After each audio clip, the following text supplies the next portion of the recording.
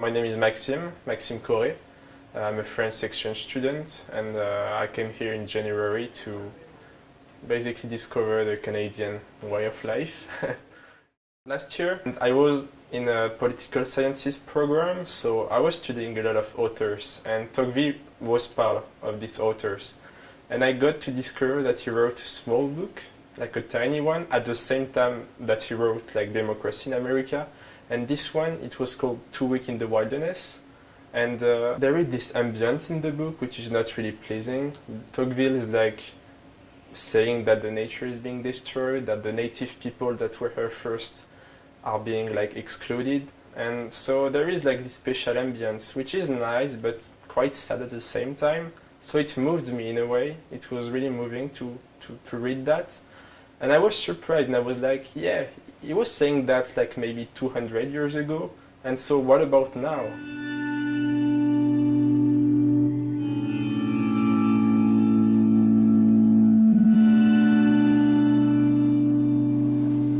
Tocqueville was a wonderful writer, and he was very perceptive in his account of democracy in America, and his study has become a modern classic, not least because it was a very comprehensive examination of the Americans, their history, their institutions, their mores, and their future.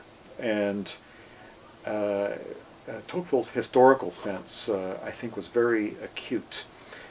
He was able to see the trajectory of things. On the question of Aboriginal peoples, he was quite pessimistic, I would say. He felt that there was a real clash of civilizations here, and that the European newcomers were like an unstoppable train.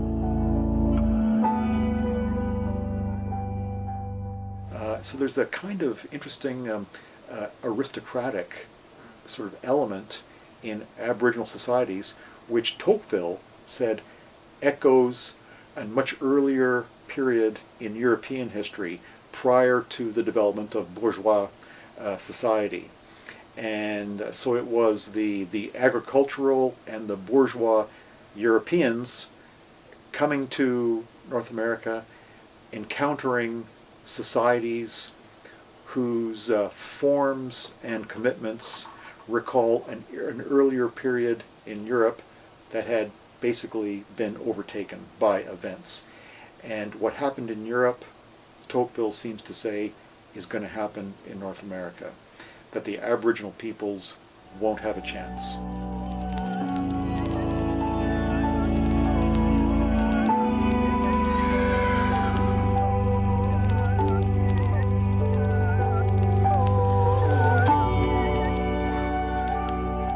At some point there was this event like called the Midwinter Gathering, and Meg Mahan was really part of the organization. She was a key for that, and she invited a lot of elders from all across the territory to come like in this event and talk about midwinter, what like did it mean back in time and how was it, and talk about this. And there was this moment, and I'm gonna talk about it.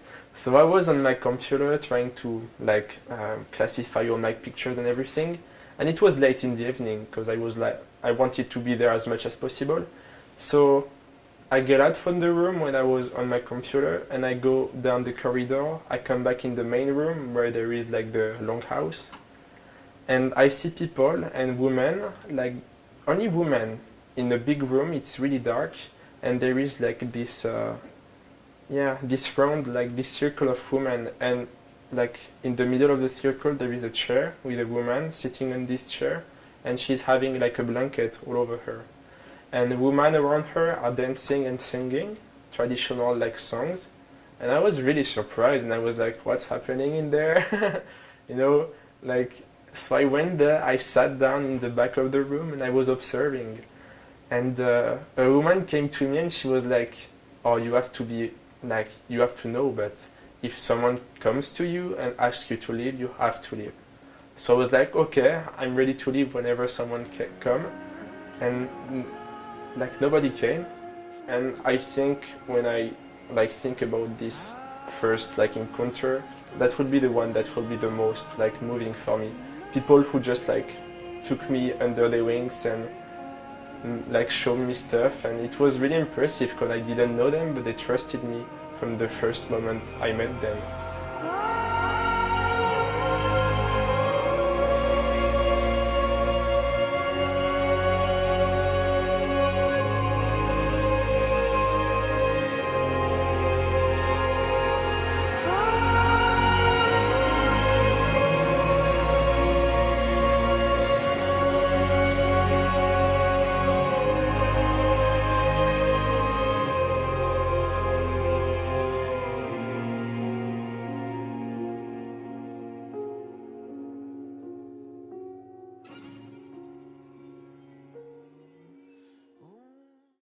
You want me to start now?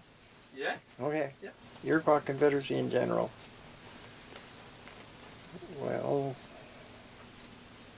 our tradition is that it's 1,000 years old, but nobody's really counting.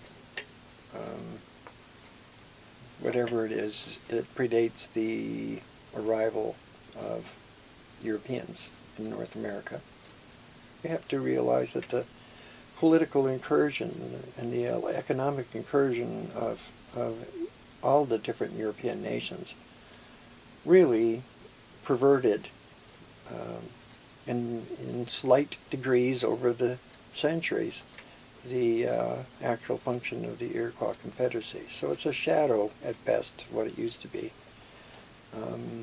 But that doesn't mean that it wasn't a good idea and it wouldn't be a good idea, and that there are some people who still believe that it's the way to follow. And so in the period from 1814 until the period when he shows up to have a look around, de Tocqueville, the United States has been aggressively, at gunpoint, murder, death, and destruction, removing native people, even their allies, even their allied native people, from native territory on the eastern side of the Mississippi. So, as long as de Tocqueville stayed on the eastern side of the Mississippi, he didn't run into any traditional native people. He ran into Indians who were being steamrolled by the American government at gunpoint. It was not murder to kill an Indian. The Indians were being cheated, disposed of, chased, every crime that you can imagine. The United States was a democracy like Nazi Germany was a democracy. By the way, that goes for Canada as well. Canada is really a dictatorship, and nobody is so rude, except me, I guess, to point that out. But our way of doing things was everybody had a voice. And when I say everybody, I mean everybody who could put a voice out was allowed to speak. There was no such thing as you're too young. There's no such thing as you're a woman. There's no such thing as what your background was. The Iroquois Confederacy is completely aracial.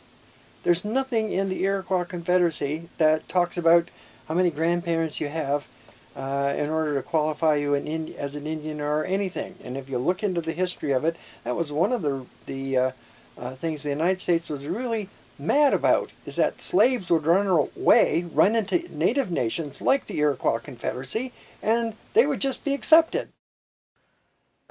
It's pretty difficult when you're like a white man, when you come from France or England, I guess, and you go to these people and you're like, oh, I want to learn about you.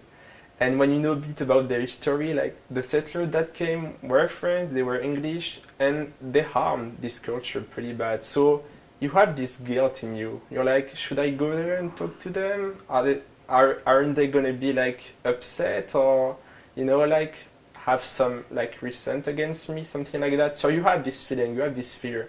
But I was like, yeah, it might have happened in the past, but it's not my responsibility. Like other people did that. And my only responsibility today is just to make things better. So I was like, I have to be brave and go there. And like, you don't know what will happen, so just go there.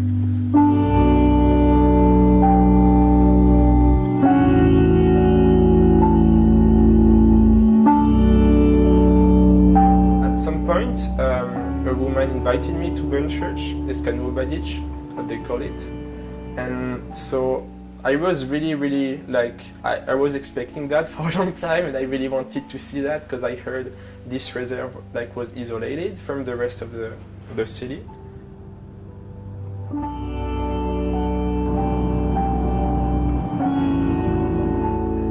When I was in the reserve, I was discovering stuff, so I wasn't like, I was really open to what was around me, but I was feeling like a bit, not scared, but I was worried at some point. And yeah, I think it reminded me of a kind of a ghetto. Not everything is destroyed, and we have to keep that in mind, but it was quite sad. Like, it was in the winter, so a lot of snow, not many people in the streets, almost nobody in the streets. But nothing seemed to be really going on in the rest despite the winter. Like, everybody seemed to be in their houses, and I felt it wasn't living. I felt it was quite empty. And even if there was people, I felt it was, yeah, people were not living, just waiting for something.